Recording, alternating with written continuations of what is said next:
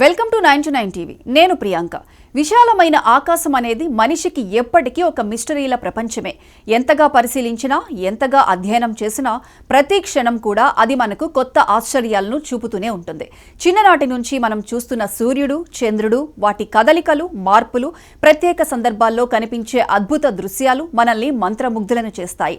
శాస్త్రం ఎంత అభివృద్ధి చెందినా ఆకాశాన్ని చూసినప్పుడల్లా మనలో ఒక విచిత్రమైన ఆసక్తి, భక్తిభావం కలుగుతూనే ఉంటుంది. ఈ నేపథ్యంలో చూస్తే ఈ ఏడాది ఆకాశంలో ఏకంగా 5 అద్భుతమైన ఖగోళ సంఘటనలు చోటు చేసుకోనున్నాయన్న వార్తలు శాస్త్రవేత్తల నుంచి వెలువడటం ఆసక్తికరంగా మారింది. ఖగోళ శాస్త్రవేత్తలు చేసిన పరిశోధనల ప్రకారం ఈ ఏడాది ప్రారంభం నుంచే ఆకాశం మనకు అద్భుత దృశ్యాలను చూపించబోతోంది. వాటిలో మొదటిది ఉల్కపాతం.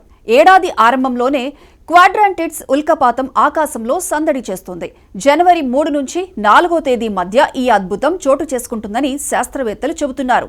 అనుకూలమైన వాతావరణ పరిస్థితులు ఉంటే కేవలం గంట వ్యవధిలోనే సుమారు 100 వరకు స్టార్లు ఆకాశంలో మెరుస్తాయని అంచనా. సాధారణంగా ఉల్కలు ఒకసారిగా మెరిసి మాయమవుతుంటాయి.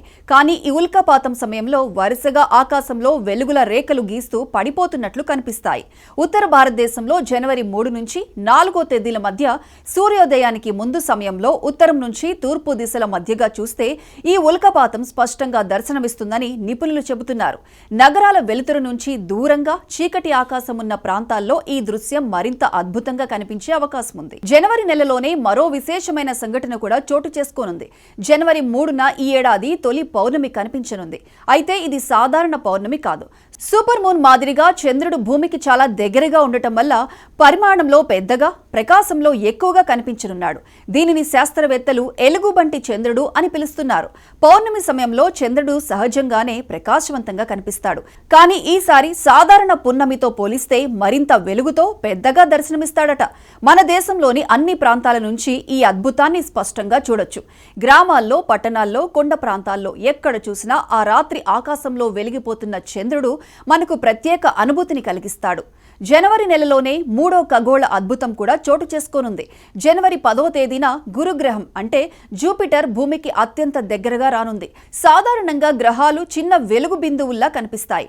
కానీ ఈ రోజున జూపిటర్ ఒక పెద్ద నక్షత్రంలా స్పష్టంగా దర్శనమిస్తుందని శాస్త్రవేత్తలు చెబుతున్నారు. సూర్యాస్తమయం తర్వాత నుంచి తెల్లవారుజాము వరకు ఈ గ్రహాన్ని ఆకాశంలో చూడవచ్చు. కంటితోనే కాకుండా బైనాక్యులర్ సహాయంతో చూస్తే జూపిటర్ చుట్టూ ఉన్న దాని ఉపగ్రహాలను చూసే అవకాశం ఉంటుంది. ఖగోళ శాస్త్రంపై ఆసక్తి ఉన్న వారికి ఇది ఒక అరుదైన అవకాశం అని చెప్పొచ్చు. జనవరి నెలలో వరుసగా 3 అద్భుతాలు చూసిన తర్వాత కొంత విరామం ఉంటుంది.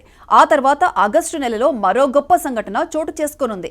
ఆగస్టు 12వ తేదీన సంపూర్ణ సూర్యగ్రహణం ఏర్పడుతుంది. ఈ గ్రహణం సమయంలో గ్రీన్లాండ్, ఐస్లాండ్, ఉత్తర స్పెయిన్ ప్రాంతాల్లో పగటిపూటే చీకటి అలుముకుంటుంది. అంటే సూర్యుడు పూర్తిగా చంద్రుడి వెనుక దాగిపోవడంతో పగలు కాస్త రాత్రిలా మారిపోతుంది. అయితే ఈ సంపూర్ణ గ్రహణం మన దేశం నుంచి పూర్తిగా కనిపించదు. అయినప్పటికీ ఉత్తర భారతదేశంలోని కొన్ని ప్రాంతాల్లో సూర్యుడు కొంత మసకబారినట్లు దర్శనమిస్తాడని శాస్త్రవేత్తలు అంటున్నారు. ప్రత్యక్షంగా సంపూర్ణ గ్రహణం కనిపించకపోయినా ఈ సంఘటన ఖగోళ శాస్త్రపరంగా ఎంతో ముఖ్యమైనదిగా భావిస్తున్నారు. ఆగస్టు తర్వాత మళ్లీ ఏడాది చివర్లో మరో అద్భుతం ఆకాశాన్ని అలంకరించనుంది. డిసెంబర్ 23న కోల్డ్ మూన్ గా పిలిచే అతిపెద్ద చంద్రుడు దర్శనమిస్తాడట. 2019 తర్వాత భూమికి చంద్రుడు అత్యంత దగ్గరగా రావడం వల్ల ఈ అద్భుతం చోటు చేసుకుంటుందని శాస్త్రవేత్తలు అంటున్నారు. ఆ రోజున చంద్రుడు అసాధారణంగా పెద్దగా, విపరీతమైన ప్రకాశంతో కనిపిస్తాడని అంచనా. చలికాలం నడుమ రాత్రి ఆకాశంలో ఇలా వెలుగులు చిందించే చంద్రుణ్ణి చూడటం ఒక ప్రత్యేక అనుభూతిగా మారనుంది.